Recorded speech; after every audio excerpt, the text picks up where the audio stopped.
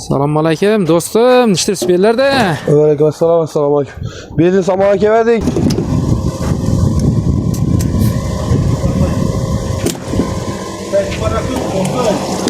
Nereye tuting?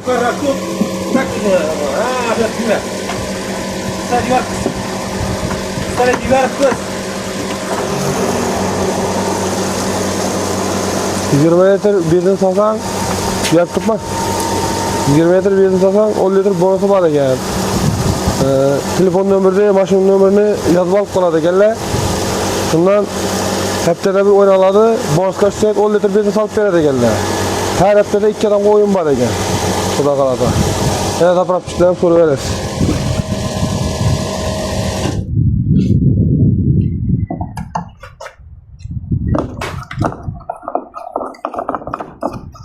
Alaykum obunachilar. Jasurbek Numiradin kanaliga xush kelibsizlar. Bizga bugun Xudo qalasa bu yo'l ustida Adilesham buvaning yangi shoxobcha ochibdi.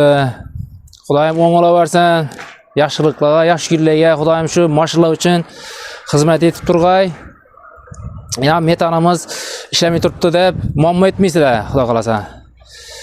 Yana benzinlarimiz 92 benzinimiz 11200 so'm ekan. 91 benzinimiz 11800 so'm ekan. Agar siz bu yerga kelib 20 litr benzin salsangiz hafta davomida o'yin bo'lib turibdi ekan.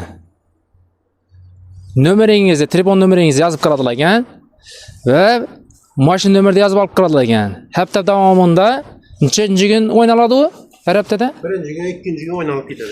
Her haftaning birinchi kuni, ikkinchi kuni o'yin bo'lib o'tadi ekan. Shu haftaning ichida yig'ilgan nomerlar shu bazada o'ynalib, 2 odam her haftada yutuq egasi bo'ladi ekan. 10 litrdan. 10 litr benzin olish bonus bor ekan.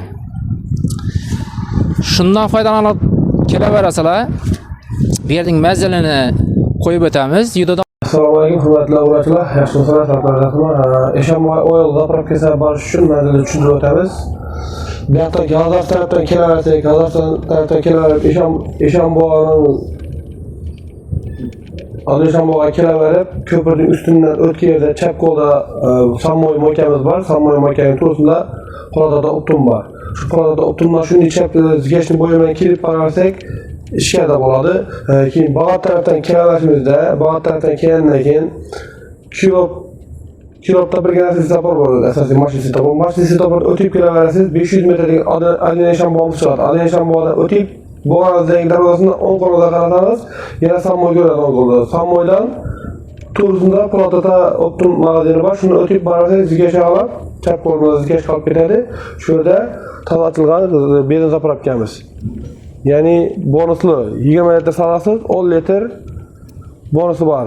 Haftada 2 adamga yutuq chiqadi. Eshonboy oil zapravkasi. Ha, bu videoda metanda o'tirib charchagan aka-uka jo'ralaringizga, yaqin do'stlaringizga yuborib qo'yasizlar. Bu manzil Bag'at Kuyrup, Dehqon bozor deydilar, Iroq tilda aytganda. Paxta zavodining yana bu yoq Dimitrov. Bu yoq esa Dimitrov chegara. Dimitrov Kuyrup.